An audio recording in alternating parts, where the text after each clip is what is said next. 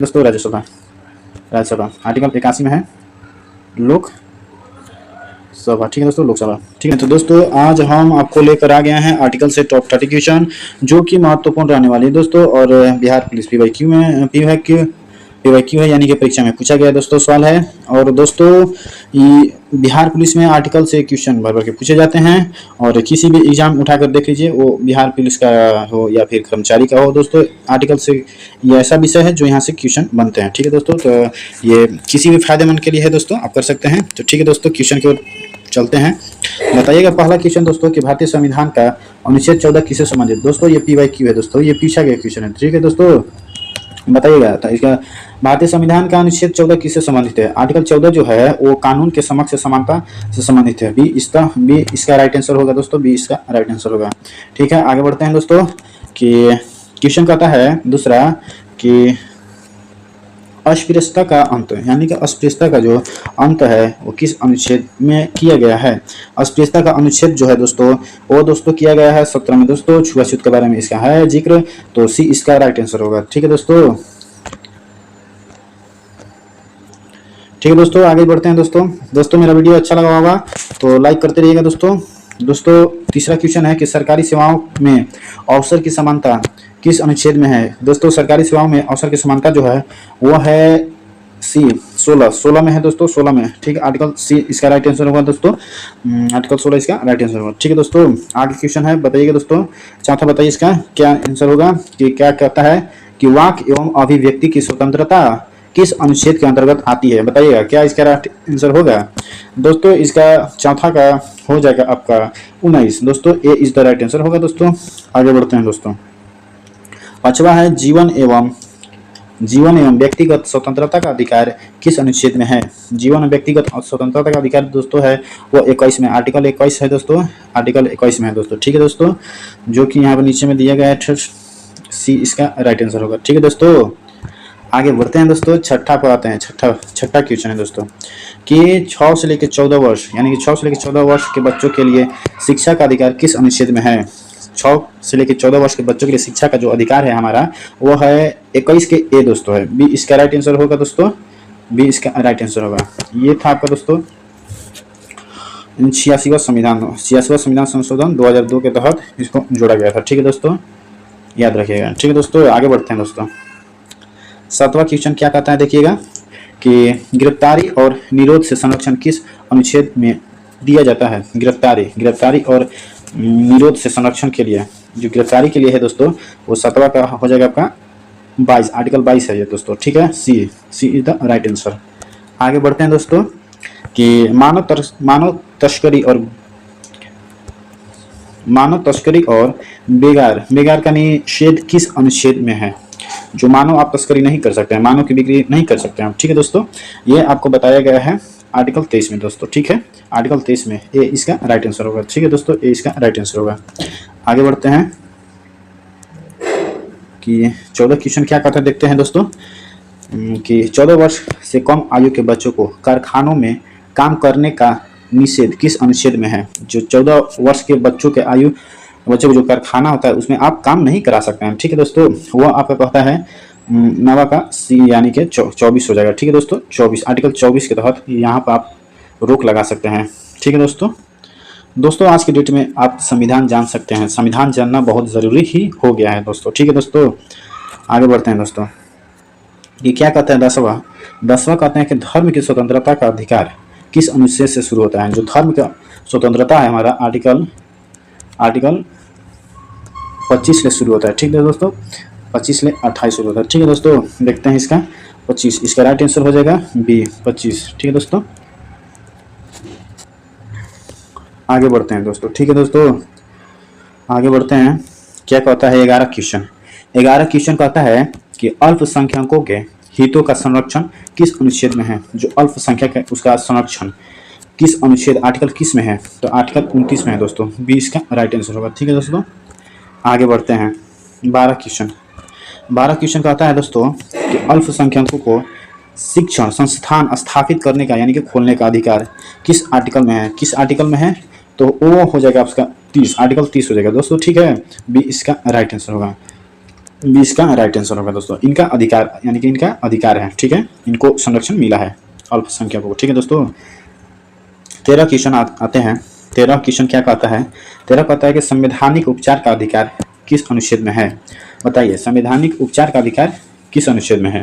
तो संवैधानिक उपचार का जो अधिकार है हमारा आर्टिकल 32 हो जाएगा, ठीक है दोस्तों। आर्टिकल 32 को संविधान का आत्मा कहा गया, ठीक है दोस्तों, संविधान का आत्मा कहा गया है। और किसने कहा है? वो B.R. अम्बेडकर जी कहे हैं, B.R. अम्बेडकर जी कहे हैं दोस्तों, ठीक है दोस्तों। आगे बढ़ते हैं दोस्तों। 14 क्वेश्चन देखते हैं हम कि डॉक्टर भीमराव अम्बेडकर ने किस आर्टिकल को संविधान की आत्मा कहा है? बताइए, अभी मैंने बताया आपको। तो आर्टिकल 32 को भीमराव अम्बेडकर जी ने संविधान का आत्मा कहा है। D is the right answer, ठीक है दोस्तों, D is the right answer हो जाएगा दोस्तों। 15 क्वेश्चन 15 देखते हैं कि ग्राम पंचायतों के संगठन का निर्देश किस अनुच्छेद में है? जो ग्राम पंचायत है वो उसका निर्देश किस अनुच्छेद में है? तो वो है आपका आर्टिकल 40 में दोस्तों, ठीक है। B is the right answer हो जाएगा इसका, 15 का बी हो जाएगा। आगे बढ़ते हैं। 16 कहता है कि समान नागरिक संहिता का उल्लेख किस अनुच्छेद में है? बताइए, समान नागरिक संहिता का उल्लेख दोस्तों ये है आर्टिकल 44 में दोस्तों, ठीक है दोस्तों, इसका सी इज द राइट आंसर। आगे बढ़ते हैं। बताइए इसका 17वां क्वेश्चन क्या कहता है? मौलिक कर्तव्य का उल्लेख किस अनुच्छेद में किया गया है? मौलिक कर्तव्य का जो उल्लेख है वो किस अनुच्छेद में है? तो आर्टिकल है आपका 51 के ए है दोस्तों, सी इज द राइट आंसर होगा। मौलिक कर्तव्य दोस्तों, मौलिक कर्तव्य यह दोस्तों रूस के संविधान से लिया गया दोस्तों, ठीक है, रूस के संविधान से लिया गया है, ठीक है दोस्तों। आगे बढ़ते हैं। 18 क्वेश्चन बताता है आपको कि भारत के राष्ट्रपति का पद, जो राष्ट्रपति का हमारा पद है, किस अनुच्छेद में है? राष्ट्रपति का पद बताइए, आर्टिकल 52 में इसका पद है, राष्ट्रपति का पद, सी इज द राइट आंसर। आगे बढ़ते हैं। राष्ट्रपति की क्षमादान शक्ति किस अनुच्छेद में है? बताइएगा, राष्ट्रपति का क्षमादान का शक्ति जो है किस अनुच्छेद में है? तो राष्ट्रपति का क्षमादान का शक्ति जो है दोस्तों आर्टिकल 72 में दोस्तों। राष्ट्रपति का एज के आप डायरेक्ट जो राष्ट्रपति होते हैं वो काउंटली एजेड होते हैं, ठीक है दोस्तों, तो 72 ईयर्स के आप याद रख सकते हैं। 20 का राइट आंसर होगा दोस्तों। चलिए दोस्तों आगे बढ़ते हैं। 20वां क्वेश्चन क्या कहता है कि भारत के महान्यायवादी का उल्लेख किस अनुच्छेद में है? हमारा जो महान्यायवादी है उसका उल्लेख किस अनुच्छेद में है? तो 20 का इसका राइट आंसर हो जाएगा महान्यायवादी आर्टिकल, बताइएगा किस में हो जाएगा? आर्टिकल 76 में होगा दोस्तों, ठीक है, महान्यायवादी का उल्लेख है दोस्तों, ठीक है दोस्तों। आगे बढ़ते हैं। 21वां क्या कहते हैं क्वेश्चन देख लेते हैं कि भारतीय संसद के गठन का उल्लेख किस अनुच्छेद में है? संसद का गठन बताना है दोस्तों, संसद का गठन बताना है, तो संसद का गठन हो जाएगा आर्टिकल 79 में, ठीक है दोस्तों, ये संसद का गठन है, संसद का गठन। और आर्टिकल 80 में है राज्यसभा, ठीक है, राज्यसभा, ठीक है दोस्तों, राज्यसभा। आर्टिकल 81 में है लोकसभा, ठीक है दोस्तों, लोकसभा, ठीक है दोस्तों, याद रखिए। इसका आंसर हो जाएगा आपका 79, ठीक है दोस्तों, B is the right answer. 21 question कर लिए, अब आगे चलते हैं। 22वां क्वेश्चन करते हैं कि धन विधेयक की परिभाषा किस अनुच्छेद में दी गई? जो हमारा धन विधेयक है उसका परिभाषा किस आर्टिकल में है? यह है आर्टिकल 110 में दोस्तों, ठीक है दोस्तों, धन विधेयक के बारे में बताएगा, सी इज द राइट आंसर, ठीक है दोस्तों। आगे बढ़ते हैं और यहाँ पर 108 याद रखिएगा, इसको 108वां जो है ये हो जाएगा आपका, जैसे कि राष्ट्रपति जो होते हैं ना, तो दोनों सदनों के लोकसभा राज्यसभा को संसद में द्वारा पारित करते हैं, ठीक है दोस्तों, याद रखिएगा। अब आते हैं 23वां क्वेश्चन करते हैं, राष्ट्रपति के अध्यादेश जारी करने की शक्ति किस अनुच्छेद में है? राष्ट्रपति की अध्यादेश जारी करने की शक्ति किस अनुच्छेद में बताइएगा? 23वां का हो जाएगा आर्टिकल 123, यानी कि राष्ट्रपति अध्यादेश जारी करता है, कहाँ है? सी द राइट आंसर, ठीक है दोस्तों, सी द राइट आंसर होगा 23 का। आगे बढ़ते हैं कि क्या कहता है सर्वोच्च न्यायालय की स्थापना एवं गठन किस अनुच्छेद में है? यानी कि सर्वोच्च न्यायालय, ठीक है, सुप्रीम कोर्ट, ठीक है दोस्तों, सुप्रीम कोर्ट की स्थापना किस में है बताइएगा? 24 का हो जाएगा दोस्तों, आर्टिकल 124 से हो जाएगा दोस्तों, ठीक है, 124 में सुप्रीम कोर्ट की स्थापना है दोस्तों, ठीक है दोस्तों। आगे बढ़ते हैं।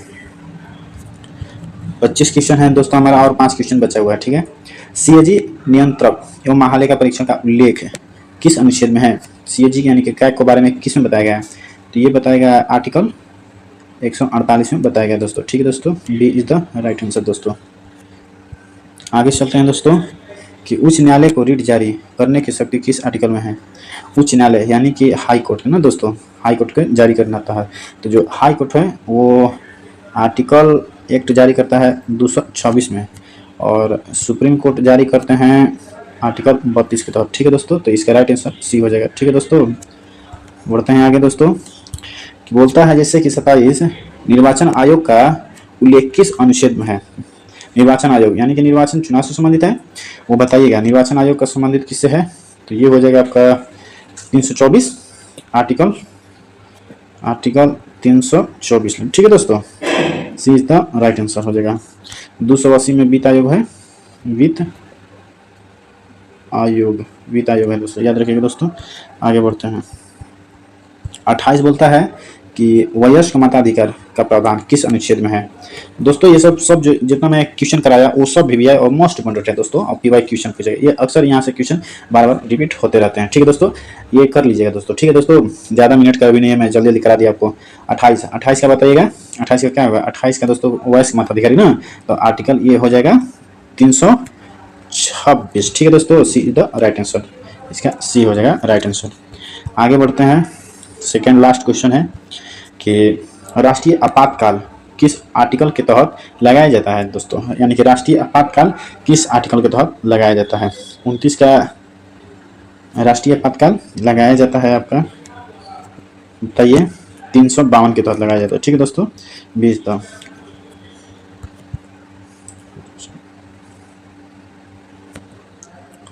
तीसरा क्वेश्चन है दोस्तों कि राज्य में संवैधानिक तंत्र विफल होने पर राष्ट्रपति शासन किस अनुच्छेद के तहत लगाया जाता है? यानी कि राष्ट्रपति शासन, उसमें राष्ट्रीय आपातकाल पूछा था, इसमें राष्ट्रपति शासन, तो राष्ट्रपति शासन आर्टिकल 356 में होता है, आर्टिकल 356 के द्वारा लगाया जाता है। ठीक है दोस्तों, अब वित्तीय आपात यानी कि 360 के तहत हो जाएगा। ठीक है दोस्तों, ये हो गया और ये भी हो गया। इसमें दिया है राष्ट्रीय आपातकाल 352 और इसमें दिया है, दोनों इंपॉर्टेंट क्वेश्चन है, देख लीजिएगा। राष्ट्रपति शासन 356 द्वारा लगाया जाता है। ठीक है दोस्तों, तो दोस्तों आशा करता हूँ कि वीडियो ये मेरा आपको बेहतर लगा होगा, बढ़िया लगा होगा। तो दोस्तों आप मेरे चैनल पर नए होंगे तो प्लीज़ चैनल को सब्सक्राइब कर दीजिएगा और मेरे चैनल पर बने रहिएगा। ठीक है, और अगले नेक्स्ट वीडियो में मैं मिलूंगा, तब तक लिए जय हिंद, जय भारत।